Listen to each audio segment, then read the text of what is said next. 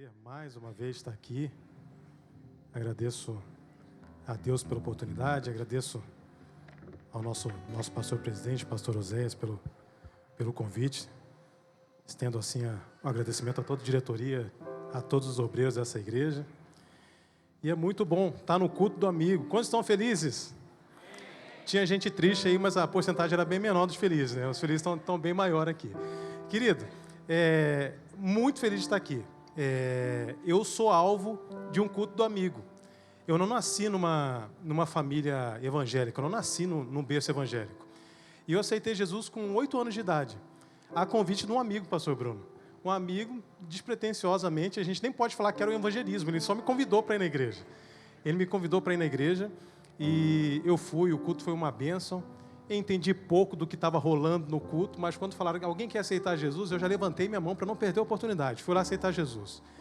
E a minha casa, que muitos conhecem a história, a minha casa que até então era um centro de macumba, através de um convite de um amigo, através da minha conversão, o Senhor Jesus salvou os meus pais, salvou minha família. Eu pude entender o que a Bíblia diz, quando ele diz assim, onde abundou o pecado, superabundou a graça de Deus. Amém? Você pode dar uma glória a Deus por isso? Eu estou vendo um monte de amigo aqui, eu fiquei feliz demais quando apresentaram, e tem um monte de amigo, um monte de gente nos visitando aqui. Que bom que vocês vieram. Venham mais vezes, venham todo domingo se puder. Eu acho que não há convite melhor do que... Eu acho que o melhor convite que alguém que gosta de você, do que um amigo que poderia te fazer, é te convidar para vir nesse lugar. Tem tantos amigos que nos convidam para ir para outros lugares, para ir para vários outros lugares, mas te trazer para esse lugar aqui tem um quê especial. E hoje está um culto gostoso, não está? A gente já riu, a gente já brincou, a gente já chorou. E a verdade que é porque tá na casa do amigo, é assim. Quando a gente vai na casa do amigo, eu sempre vou na casa dos meus amigos. E olha, a gente já chorou junto, a gente já orou junto, mas a maioria das vezes a gente riu muito. A gente estava muito à vontade.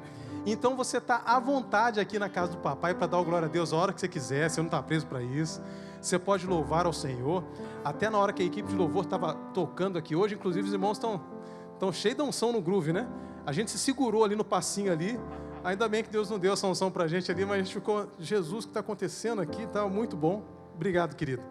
E eu vou até confessar, já que a gente está no culto amigo, eu estou muito em família, né? A gente acabou de fazer a despedida há poucos dias do pastor Danilo, e eu me lembro que ele falava com muita alegria e felicidade, dizendo assim, olha, eu estou indo, mas eu levo essa igreja no meu coração, né? Por tudo que a gente viveu nesse lugar.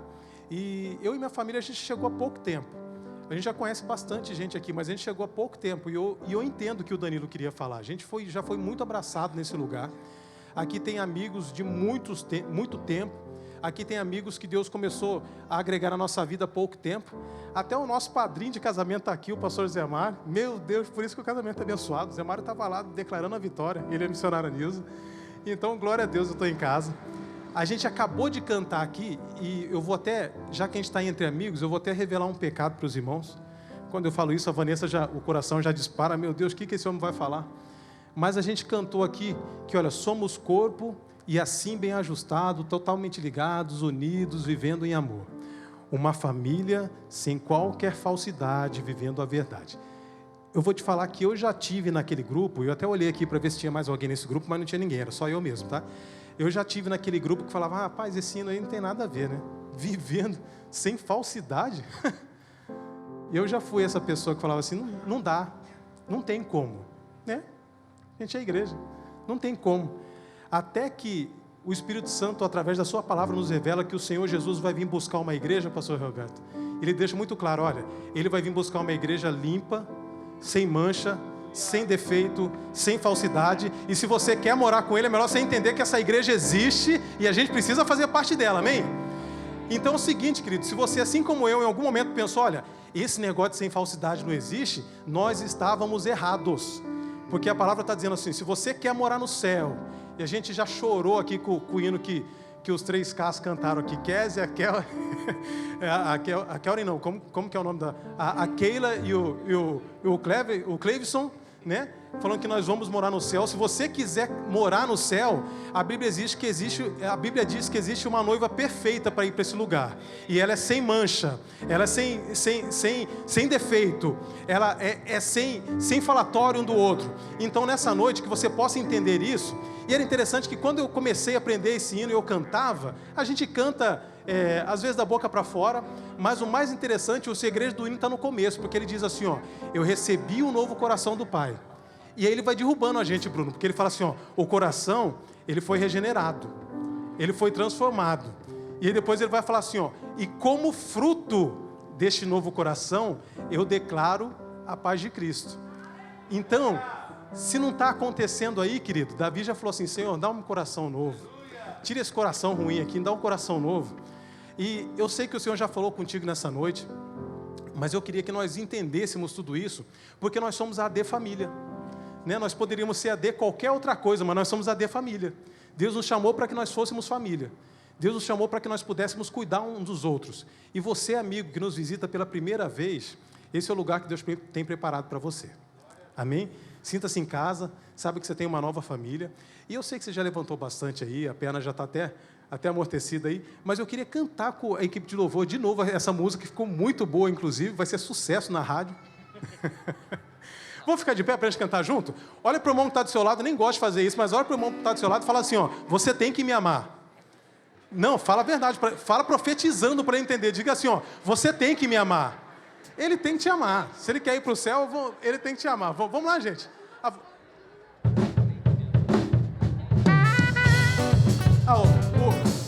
O louvor vem cantar aqui em cima comigo, o louvor. Vem aqui cantar.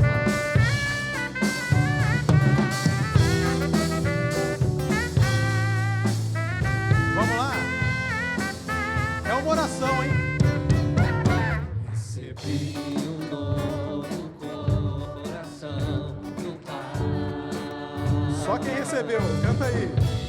Coração regenerado, coração transformado, coração que é inspirado por Jesus. Olha agora, ó, como fruto deste novo coração. Vamos com as palmas assim, ó. Eu declaro a paz de Cristo, te abençoo, meu irmão. Preciosa é a nossa cor. Você pode cantar bem alto agora, porque nós somos corpo. Somos corpo, e assim bem ajustados, totalmente ligados,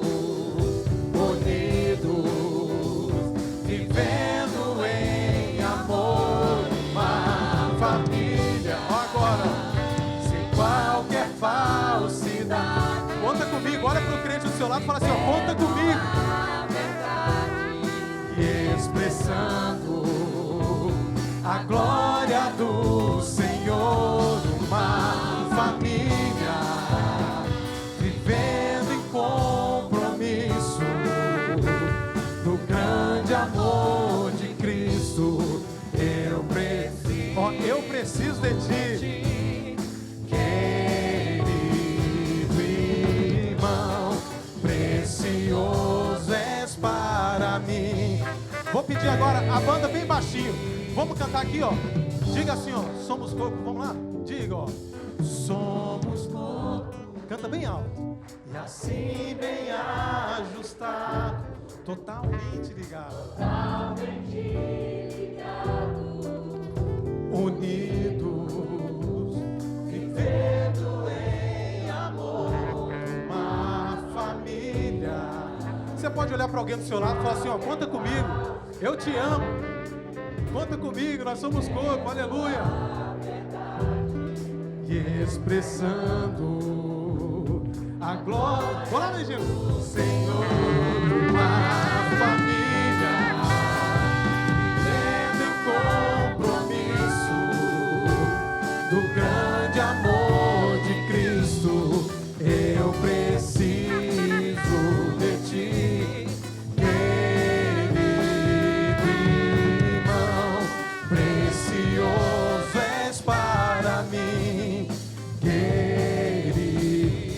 uma vez, ó, eu preciso, ó. Eu preciso de ti, querido irmão, precioso és para mim, querido irmão. Uma salva de palmas aí. Glória a Deus, aleluia. Aleluia. Você pode dar uma glória a Deus aí? Diga aleluia. Amém. Pode se assentar em nome de Jesus. Aleluia. Nós somos corpo, querido. Nós somos corpo. Hoje eu falava com a Vanessa, minha esposa, que eu tinha visto um pastor ministrar, e ele falava assim, lá em Gênesis, quando diz assim, olha, não é bom que o homem esteja só. Na verdade, é das primeiras ordenanças negativas do Senhor, inclusive. Que ele fala assim, olha, não é bom que o homem esteja só. Ou seja, nós somos criados para viver juntos mesmo. Quando Jesus vem ensinar a oração do Pai Nosso, ele fala assim, olha, o Pai é nosso, o pão é nosso. E quando a Bíblia fala, não é bom que o homem esteja só, automaticamente o inimigo ele vai pegar isso e ele vai falar, olha, se o Senhor falou que não é bom que o homem esteja só, o que eu vou plantar é que eu quero que você fique sozinho mesmo. É melhor que você fique sozinho. Sozinho você está mais vulnerável. Então, nessa noite que você abre o teu coração, que você entenda que, olha, nós estamos juntos aqui, nós vamos morar no mesmo céu, amém? Nós vamos morar no mesmo céu. A gente precisa ser feliz, a gente precisa ser alegre. A Bíblia diz que vai ter dificuldades, vai ter aflições, mas nós precisamos ser alegres. Nós tínhamos um pastor que falava assim, olha, o crente que não é feliz é um difamador do Evangelho.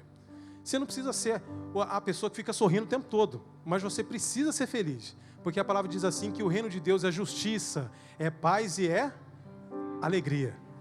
Então, se você quer morar lá, eu te aconselho a você querer morar lá. Lá é só alegria, amém? Glória a Deus. Então, vamos lá. Eu queria ministrar com vocês uma mensagem, parar de bagunça aqui, que senão o pastor não me chama mais para pregar. 2 Coríntios 13, 14. Abra a tua Bíblia.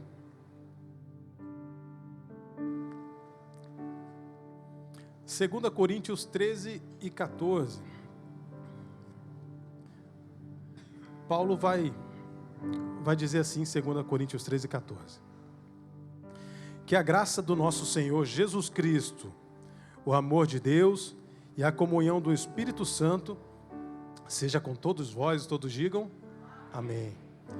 Vamos falar junto? Diga assim, ó, que a graça do nosso Senhor Jesus Cristo e o amor de Deus e a comunhão do Espírito Santo sejam com todos vós. Amém. Glória a Deus. Esse versículo é bastante conhecido, né? Tem gente que talvez nem soubesse que ele era um versículo. Porque principalmente nós pentecostais, nós condicionamos essa passagem de Coríntios à despedida do culto. Né? A gente que é pentecostal, a gente aprendeu que o culto só acaba quando a bênção apostólica acontece. Né? E desde pequeno a gente aprendeu assim, ó, não vai embora antes da bênção apostólica. Inclusive a gente falou da bênção apostólica aqui, Juliano, já tinha irmão levantando para ir embora, achando que o culto tinha acabado. Mas calma, que Deus ainda quer falar com a gente. Que a graça do nosso Senhor Jesus Cristo. A gente vive um tempo hoje da graça. Né? O Evangelho vai dizer, ele afirma que a lei, ela se deu nos dias de Moisés. A lei se deu nos dias de Moisés, mas a graça redentora do Pai veio através de Jesus. Muitos acham que a graça, aliás, é um período mais simples. Né? Quando a gente fala da graça, e a gente tem aquela referência do tempo da lei, que era um tempo muito rígido, né? Onde se falava de olho por olho, dente por dente, o que acontecia, as pessoas tinham ali as sanções no mesmo momento ali, e a gente aprendeu de alguma forma que a graça era um período mais tranquilo, mas na verdade, a graça, ela não foi de graça. Você pode falar isso, diga assim, ó, a graça, ela não foi de graça. E sabe de uma coisa? Isaías vai dizer assim, ó, Isaías 53, 9. Eu vou falar alguns versículos aqui. Os irmãos não precisem abrir a Bíblia, até para a gente ganhar tempo, mas o pessoal, meus amigos da projeção ali vai colocar para a gente. Então, ó, a graça, ela não foi de graça. Isaías vai dizer assim, ó, 53, 9. E puseram a sua sepultura com os ímpios e com o rico na sua morte, porquanto nunca fez injustiça, nem houve engano em sua boca. Eu até coloquei aqui, ó, aquele versículo que todo mundo conhece. Mas ele foi ferido pelas nossas transgressões e moído pelas nossas iniquidades. O castigo que nos traz a paz estava sobre ele, e pelas suas pisaduras, pelo seu sofrimento, nós somos sarados. Pelo seu sofrimento nós somos libertos. Pelo seu sofrimento nós somos curados. Pelo seu sofrimento nós somos salvos. Querido, Isaías ele está falando aqui, e isso não é uma metáfora. Isso não é uma figura de linguagem. Isaías está falando claramente, ele está falando, mas ele foi ferido pelas nossas transgressões. Ele foi moído pelas nossas iniquidades. Tem um versículo à frente que vai dizer assim, agradou a Deus moê-lo. Agradou a Deus moê-lo e fazê-lo enfermar. A graça nunca foi de graça, pois ela trouxe um outro nível de entendimento. Olha que interessante, a graça, na realidade, ela trouxe um outro nível de entendimento. Enquanto na lei, as pessoas elas eram punidas pelo que elas faziam, ou então elas recebiam ali a glória, a honra também pelo que elas faziam, na graça, depois de Jesus, a situação foi totalmente diferente. Enquanto na lei as pessoas faziam, tinham suas punições, através das suas atitudes, na graça, isso deu lugar às intenções do coração. Olha que diferente isso. Enquanto na lei eu precisava fazer para ser punido, na graça a Bíblia vai dizer, olha o seguinte, se você pensou, você já pecou. Olha que diferente isso. Então assim, na graça eu precisava executar, na lei eu preciso amar de verdade. Porque Jesus vai dizer assim, se passou pelo coração, passou pelo sentimento, desculpa, já pecou. Enquanto na graça, nos 10 mandamentos vai dizer assim, não matarás. Na lei, se você pensar, vontade de matar esse irmão aí, olha, já pecou. Então, a lei trouxe, na verdade, esse relacionamento muito mais próximo com Jesus Cristo. E no final das contas, a lei é muito mais difícil que a graça. Porque na lei tinha alguém para te falar assim, não faz isso porque é pecado. Na graça não, na graça todo dia eu preciso me ajoelhar e falar, Jesus, me perdoa. Senhor, até o que eu não estou vendo, porque a Bíblia diz assim que o nosso coração é enganoso. E a Bíblia vai dizer que aquele que fala que não peca, pecou aí, inclusive, porque falou que não peca. Então a graça é um nível de entendimento, de relacionamento com Deus, que nós precisamos estar próximos e entender o tempo todo. E sabe o que Efésios vai dizer? Efésios 2:8 vai dizer assim, porque pela graça sois salvos, por meio da fé. Isso não vem de vós, é dom de Deus. É uma dádiva, é um presente de Deus. E não vem de vós para que ninguém se glorie. Não vem de vós, é dom de Deus. Olha que, eu acho que Efésios traduz isso, porque pela graça sois salvos, por meio da fé. Isso não vem de vós, é dom de Deus. Coloca o próximo versículo. Aí ele vai falar assim, e não vem de obras, para que ninguém se glorie, é dom de Deus. A graça, a gente já aprendeu, a graça é o favor imerecido, né? Diga assim, graça é o favor imerecido. O que isso quer dizer? Nós não merecemos. Nós não merecemos para ser salvo. Nós não fizemos nada para merecer e nada que nós faríamos compraria essa salvação. Mas eu ajudei o meu irmão, que bênção. Mas o que vai te trazer a salvação é a graça. Eu fui dizimista o tempo todo, que bênção, e você vai ser abençoado para isso.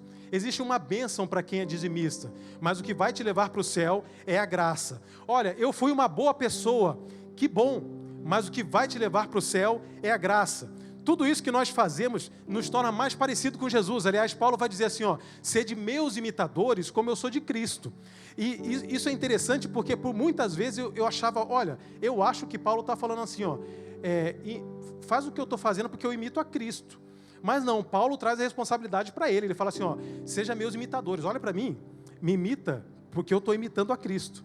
E isso é tão interessante porque cada vez que a gente faz algo, abençoa o nosso irmão, cada vez que a gente é caridoso, cada vez que a gente se propõe a ser mais parecido com Cristo, nós, de alguma forma, alcançamos as pessoas através da nossa vida, né? Existe uma frase que todo mundo conhece, que pregue em todo o tempo, se necessário, use a Bíblia.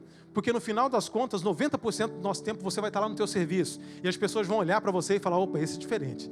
Você vai estar lá no teu emprego, as pessoas vão olhar para você e vai falar, esse é diferente. Você vai estar lá na escola, na faculdade, e as pessoas vão falar, olha, tem algo de diferente aí. Mas sabe o que te leva para o céu? É a graça, querido.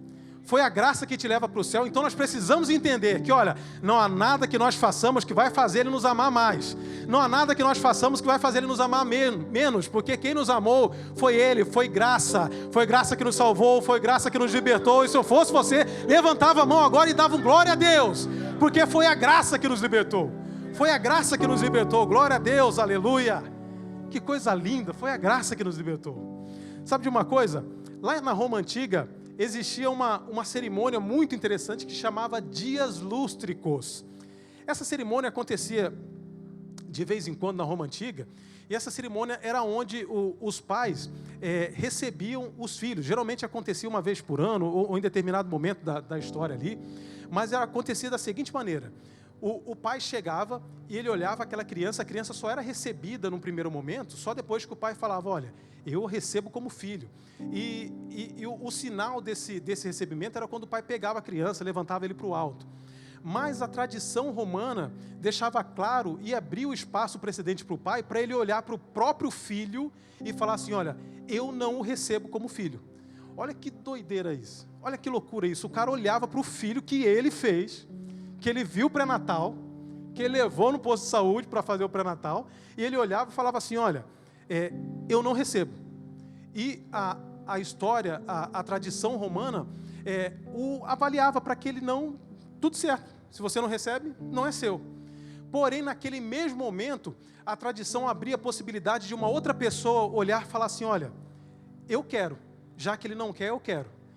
E a Bíblia, aliás, a tradição deixava muito claro que esse filho, que dessa vez era o filho adotado que foi recebido, ele tinha 100% dos direitos de um filho biológico. E o mais interessante é que nunca mais poderia ser revogada a sua aceitação como filho naquela família. Olha que interessante isso. O filho biológico, ele poderia ser negado, mas o filho adotivo, uma vez recebido, nunca mais poderia ser revogada a sua aceitação. Isso é tão interessante que João 1,11 vai dizer assim, ó, ele veio para os que eram seus, e os seus não o receberam. Aí vem a profecia para nós, mas a todos os que receberam, mas a todos quantos receberam, mas todo mundo que quis o receber, deu-lhes o poder de serem feitos filhos de Deus. Tem alguém aqui que recebeu ele, querido? Glória a Deus, glória a Deus, foi a graça. Nós não éramos nada. Sou baterista da igreja agora, Medina.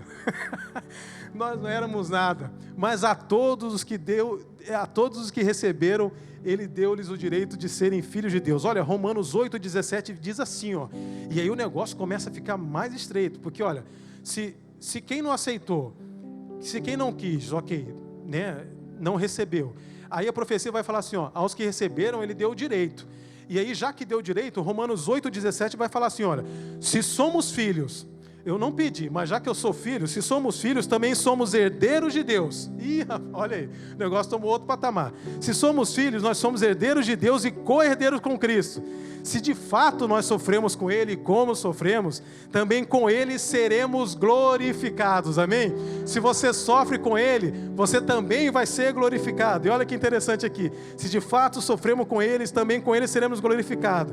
E eu considero que, pois o sofrimento do tempo presente não pode ser comparado com a glória que em nós será revelada. Glória a Deus. Está doendo? Está doendo. É difícil, mas o sofrimento do tempo presente não pode ser comparado com o que Ele tem preparado para nós, amém? Você pode dar uma glória a Deus por isso? Quando Jesus foi, Ele foi e falou assim, ó, fica tranquilo, eu estou indo, mas eu vou preparar lugar. Então, ó, vai ser difícil aqui? Vai ser. Eu queria muito falar para você que, olha, vai ser mais fácil, mas não vai não, vai ser mais difícil mesmo. Eu queria muito falar para você que vai ser só vitória. Eu já cantei muito que vai ser só vitória. Tem bastante vitória, mas tem umas lutas no meio do caminho. Mas esse versículo ele vai terminando falando assim, ó, mas tudo que está acontecendo, as aflições desse momento, desse tempo, tudo que nós estamos passando, não se compara com a glória que em nós há de ser revelada. Glória a Deus, aleluia.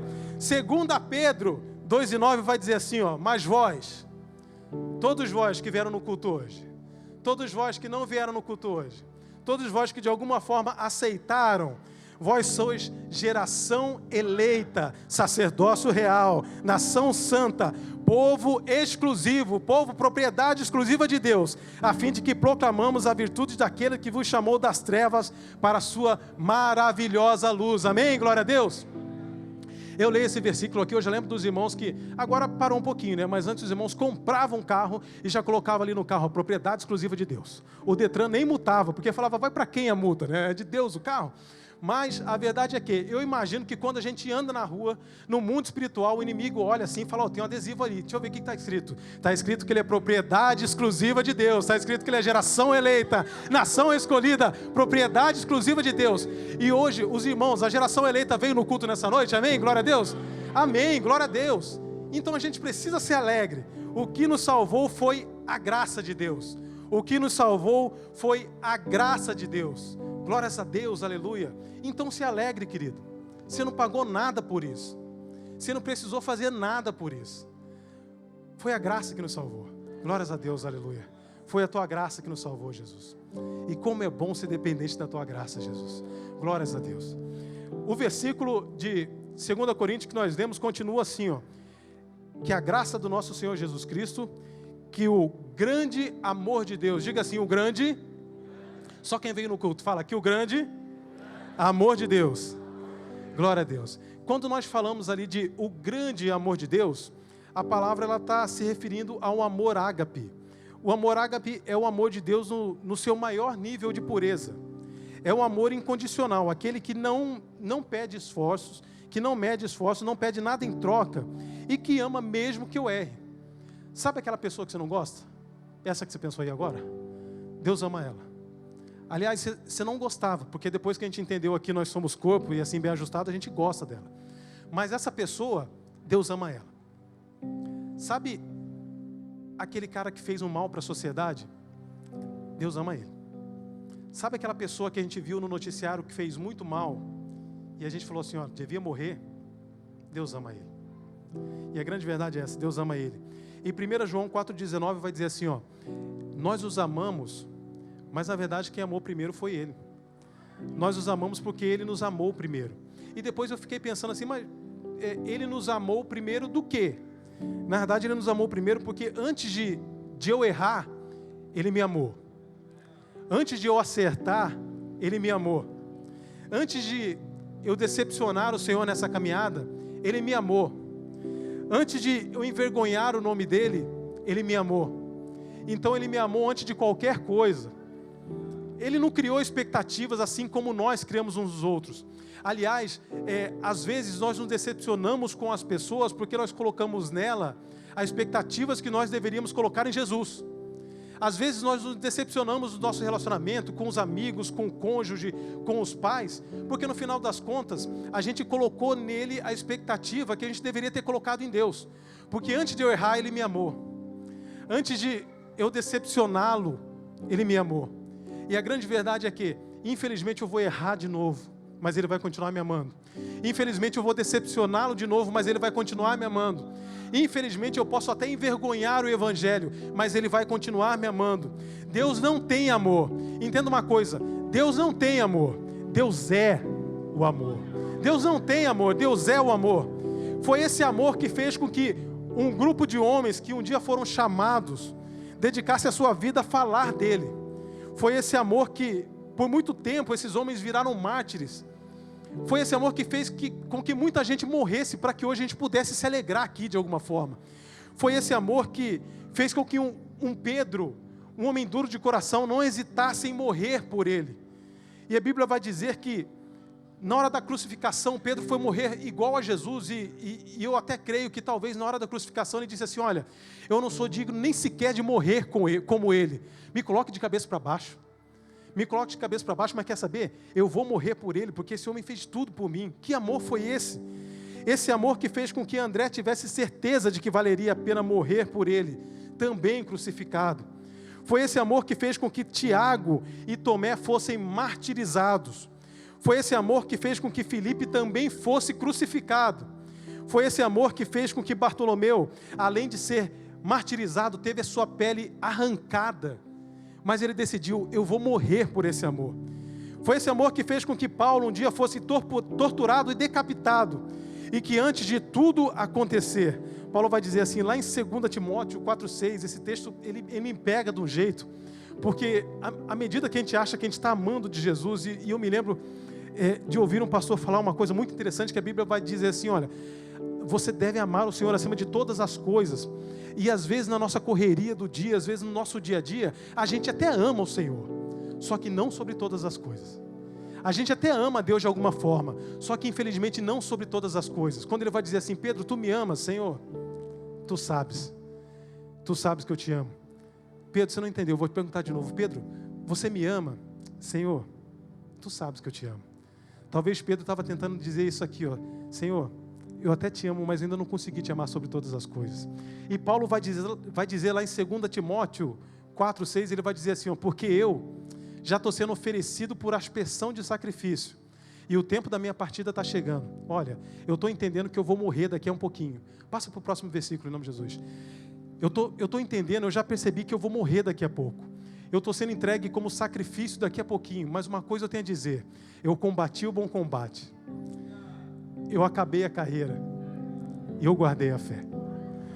Olha, tudo que me aconteceu, todas as coisas que eu fiz, matei muitos cristãos, envergonhei tanto o Evangelho, e ele vai dizer, no meio das suas epístolas, ele vai dizer assim, ó, deixando para trás as coisas que ficam. Que coisas que ficam? Aquelas todas que eu envergonhei ao Senhor, até porque eu já li que ele diz que joga no mar de esquecimento, então ele não lembra disso, mas deixando para trás tudo que aconteceu, eu sigo para o alvo. E no final da sua vida, Paulo vai dizer assim, olha, agora eu estou entendendo que está chegando a hora. Está chegando a hora de eu ser levado como sacrifício, mas uma coisa eu posso dizer, eu combati o bom combate, acabei a carreira e guardei a fé. Eu combati o bom combate, acabei a carreira e guardei a fé. O Senhor espera que nós, assim como Paulo, possamos dizer, Senhor, foi difícil, mas eu combati o bom combate. Foi difícil, mas acabei a carreira e, acima de tudo, eu guardei a fé. Eu guardei a fé, eu guardei a fé. Glória a Deus, aleluia. Eu guardei a fé, aleluia. E o próximo versículo vai dizer assim, ó, desde agora a coroa da justiça me está guardada, ao qual o justo juiz me dará naquele dia. E aí tem uma profecia que é para todo mundo. E se você levanta a mão para você receber a sua profecia, ele vai dizer assim, ó, desde agora a coroa da justiça me está guardada, ao qual o justo juiz me dará naquele dia. Só que ele fala assim, não somente a mim, mas a todos que amarem a sua vinda. Glória a Deus, aleluia. Levante as suas mãos e dê um glória a Deus, aleluia. Nós fomos encontrados por esse amor. Nós fomos encontrados por esse amor. Foi esse amor que fez com que João, que morreu aproximadamente com 94 anos, e a história vai dizer que foi o único dos discípulos dos apóstolos que foi morrer por causas naturais. Mas João, depois de ver tantos milagres, depois de tantos gestos de carinho e amizade, a Bíblia vai dizer que ele deitava sua cabeça no ombro de Jesus, possivelmente depois de ouvir as notícias de que seus amigos estavam sendo mortos por aquela causa, depois de talvez ouvir a notícia, olha, morreu Pedro, morreu Tiago, morreu Bartolomeu, morreu Judas. Depois de ouvir tudo isso, depois de ser jogado num caldeirão de óleo fervendo, João já lá no final da vida, abandonado na ilha de Patmos, possivelmente sozinho, ele vai pensar assim, olha, a vida está acabando, mas eu lembro de um amor que mudou tudo. E ele vai dizer assim, ó, um versículo que a gente leva para a vida, que ele vai falar assim, ó, eu passei tanta dificuldade, meus amigos morreram, mas Deus amou o mundo de uma tal maneira, Ele amou o mundo de uma tal maneira que eu não conseguiria descrever aqui. Essa tal maneira é só um adjetivo para eu falar assim, que eu não tenho nem palavras para expressar isso.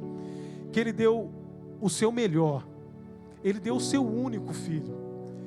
E eu sempre pensei, Senhor, não precisava tanto. Se o Senhor desse um anjo pela gente, já estava de bom tamanho.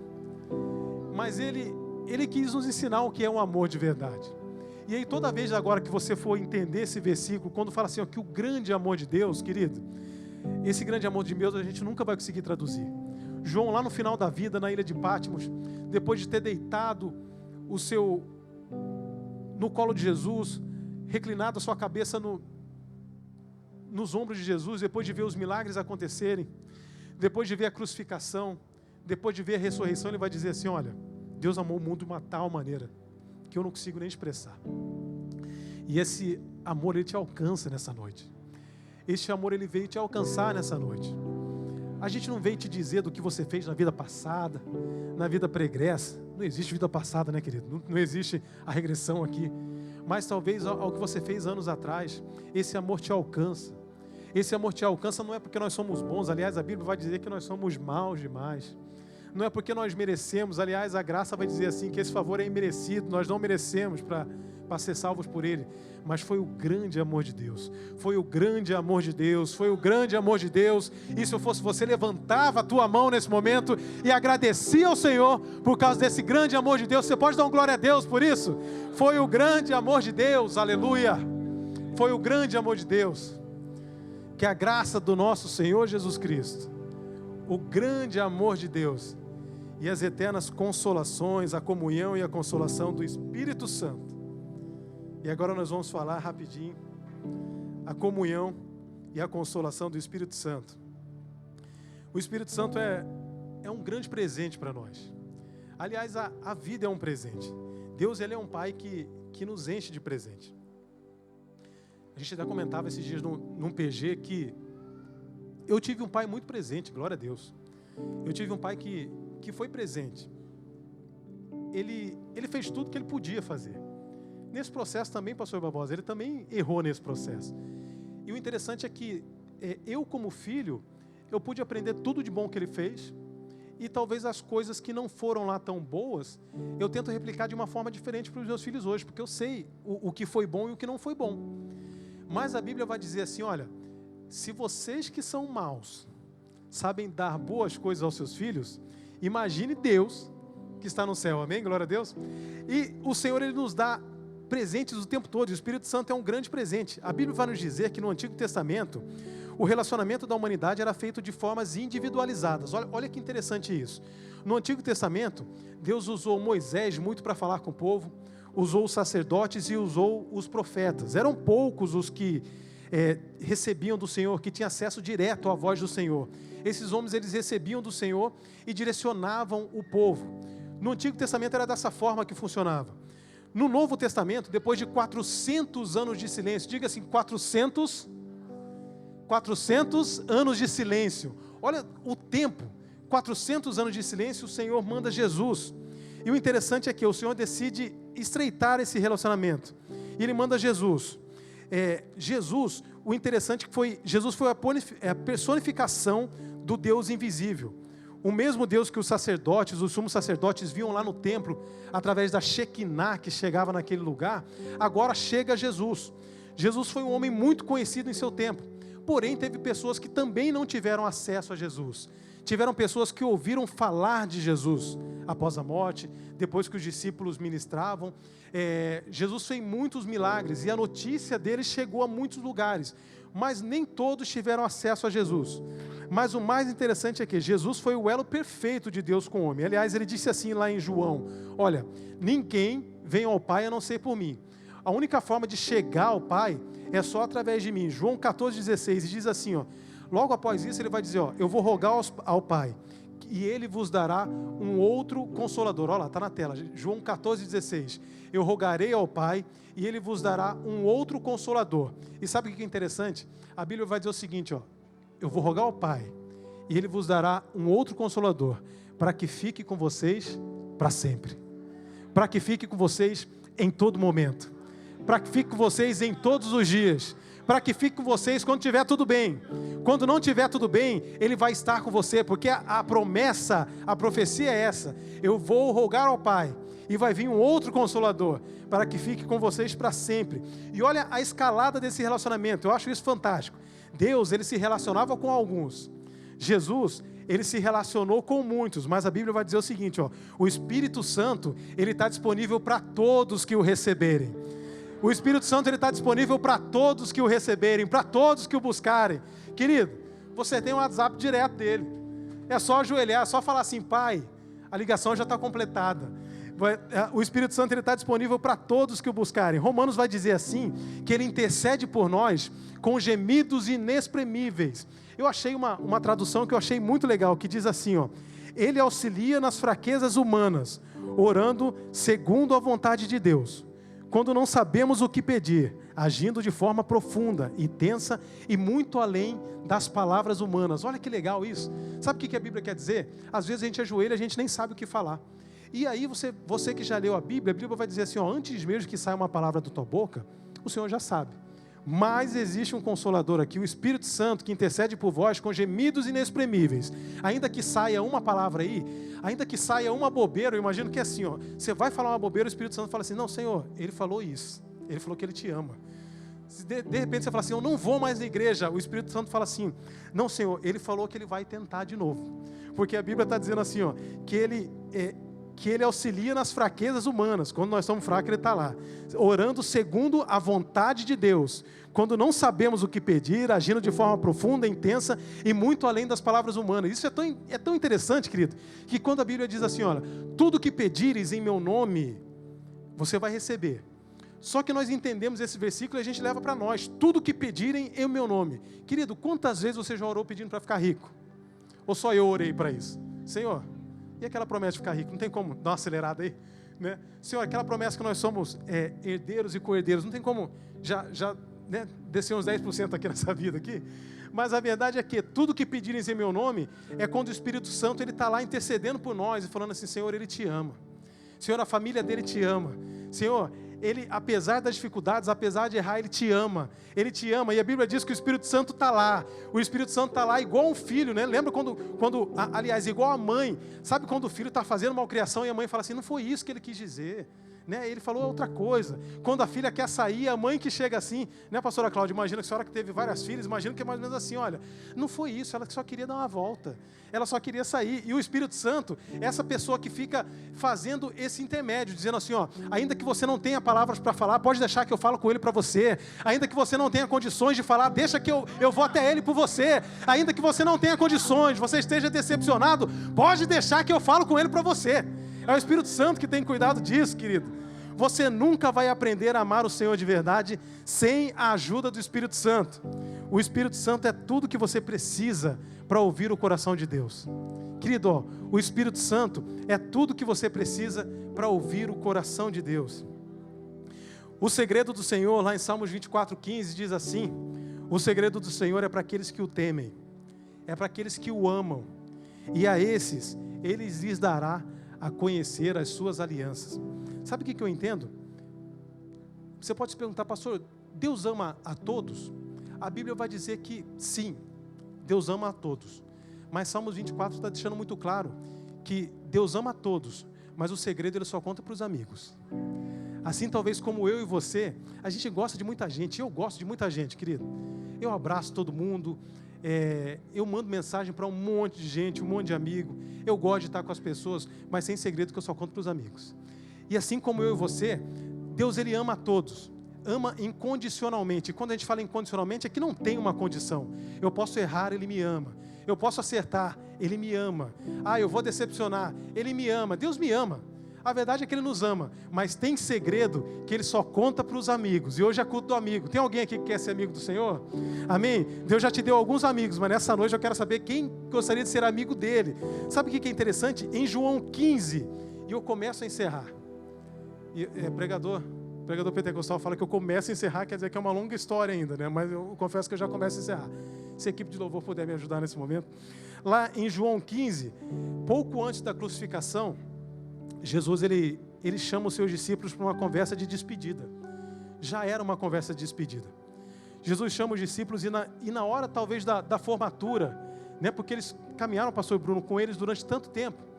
Na hora da formatura, na hora de colar o grau, na hora de eles chegarem assim, falar, agora chegou a hora, vamos ser consagrados apóstolos. Já pensou? Meu Deus do céu, valeu muito a pena. E no maior momento com Jesus, ele então concede ali o maior título que alguém poderia ter.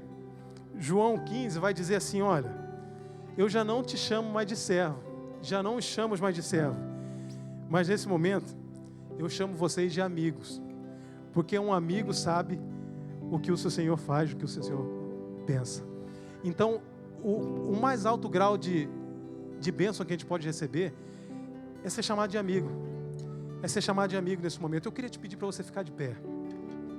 Queria te convidar para você ficar de pé nesse momento. Nós já estamos quase que encerrando o culto nessa noite. E nós recebemos vários amigos aqui nessa igreja. Talvez você veio de uma outra igreja, de uma outra denominação. Aliás, não existe uma outra igreja, né? Uma outra denominação. Existe a igreja de Cristo. Nós somos a igreja de Cristo, amém? Mas talvez você não faz parte hoje de nenhuma igreja. Você acredita em Deus. Você crê que Deus ele é poderoso para fazer. E a Bíblia diz muito mais do que pedimos e pensamos. E talvez você pode ter vindo aqui hoje esperando ouvir uma palavra que, olha, Deus vai te dar vitória. E eu confesso que eu sou um pregador difícil, eu não consigo falar muito sobre isso. Mas apesar de crer, eu tenho certeza que Deus vai te dar vitória. Porque a Bíblia diz assim que em Cristo Jesus nós somos mais do que vencedores. Então a verdade é que Ele vai te dar vitória. Eu não preciso ficar falando isso, mas Ele vai te dar vitória. Mas a grande verdade é que Romanos vai dizer que em Cristo Jesus nós somos mais do que vencedores.